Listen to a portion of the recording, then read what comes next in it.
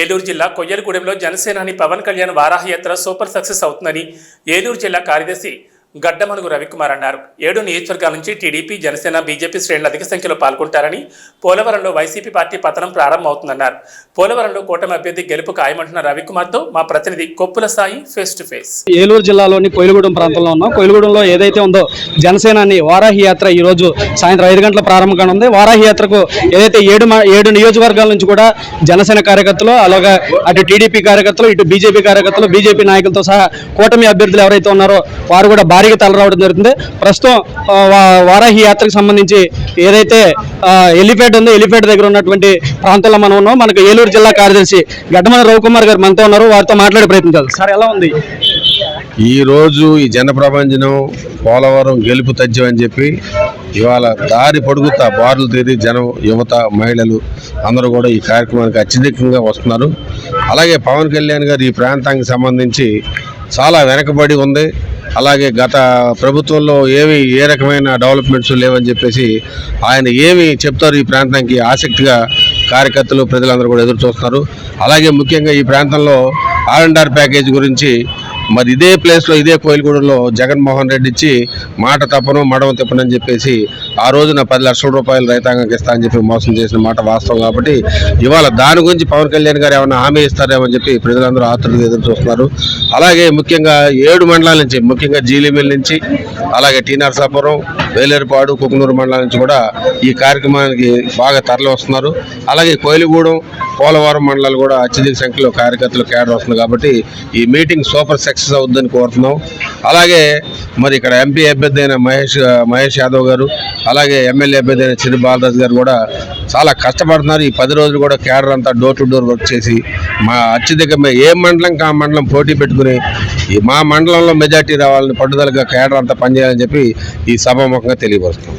ఏదైతే వైసీపీ అభ్యర్థి ఎవరైతే తెలం రాజలక్ష్మి ఉన్నారో, కూటమి అభ్యర్థి జనసేన బాలరాజు ఓన్లీ బొమ్మ మాత్రమే, వాళ్ళ వెనకమాల ఉన్నటువంటి వ్యక్తులు ఎవరైతే ఉన్న దొరలపాలన కొనసాగిస్తారని చెప్పి మన సంచలన కామెంట్స్ చేశారు. దాని మీద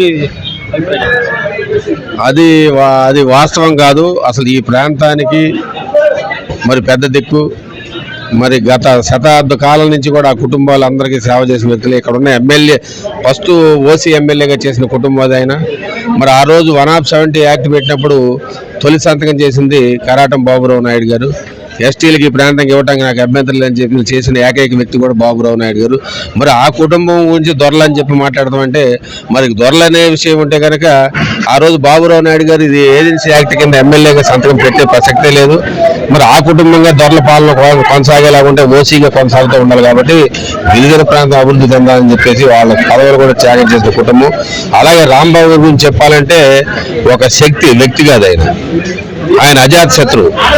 10 మందికి సేవ చేసే తత్వం ఉన్న వ్యక్తి, పార్టీలకి అతీతమైన వ్యక్తి. ఇవాళ 3 ఉమ్మడి కూటమిలో ముఖ్యమైన పాత్ర పవన్ కళ్యాణ్ గారు దేశం గురించి, రాష్ట్రం గురించి ఎలాగైతే ఆయన పార్టిసిపేషన్ చేసి 3 ఉమ్మడి కలిపారు, అలాగే కరాట రాంబాబు గారు మన పశ్చిమ గోదావరి జిల్లాలో ఈ కూటమి గురించి ఆయన ప్రయత్నం చేసి డెఫినెట్ గా వెస్ట్ గోదావరిలో ఉన్న సీట్లన్నింటిలో కూడా ఆయన ప్రభావం ఉంటుంది. పవన్ కళ్యాణ్ గారికి పశ్చిమ గోదావరి నుంచి స్వీప్ లో కరాట రాంబాబు గారు భాగస్వామ్యం ఉంటుంది. అలాగే మా యువ నాయకుడైన కరాట సాయి గారు, మా జనసేన టీము, అలాగే జిల్లా అధ్యక్షులు అయిన కొడుకులపూడి గోవిందరావు గారు కూడా పార్టీ 3 తెలుగుదేశం జిల్లా అధ్యక్షులు, జనసేన పార్టీ జిల్లా అధ్యక్షులు, బీజేపీ పార్టీ జిల్లా అధ్యక్షులు కేడర్ అంతా కూడా కష్టపడి పనిచేస్తామని చెప్పి సభకు తెలియపరుస్తూ ఇది సూపర్ సక్సెస్ అవుతుంది. ఈ ప్రోగ్రామ్ సూపర్ సక్సెస్ అవుతుంది. దీంతో ఈ 10 రోజుల్లో మళ్ళీ కేడర్లో మరింత ఉత్సాహం అవుతుందని చెప్పి సభముఖంగా తెలియపరుస్తున్నాం. గత ఎన్నికల్లో ఏదైతే ఉందో మెజార్టీ పూర్తి స్థాయిలో ఎక్కువగా వచ్చింది. దానికన్నా సంబంధించి ఇప్పుడు ఈ ఎన్నికల్లో ఇంకా మెజార్టీ సంపాదిస్తాం, కూటమి సంబంధించి గెలుపైతే కష్టం అని చెప్పేసి బాలరాజు గారు, తెలం బాలరాజు గారు వ్యక్తం చేస్తున్నారు. ఎమ్మెల్యే ఇది 1 సైడ్ ఎలక్షన్. ఇది ప్రతి గ్రామాల్లో గెలిచినట్టే ప్రచారాలు జరుగుతున్నది.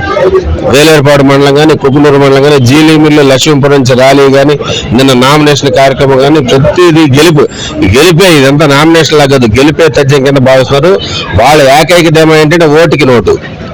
ప్రజలు ఏదో వీళ్ళు ఇచ్చే డబ్బుకి మోసపోతారు అనుకుంటున్నారు. వీళ్ళు ఇచ్చే 1000 రూపాయలు, 500 రోజుకి 40 పైసలు కూడా పడట్లేదు.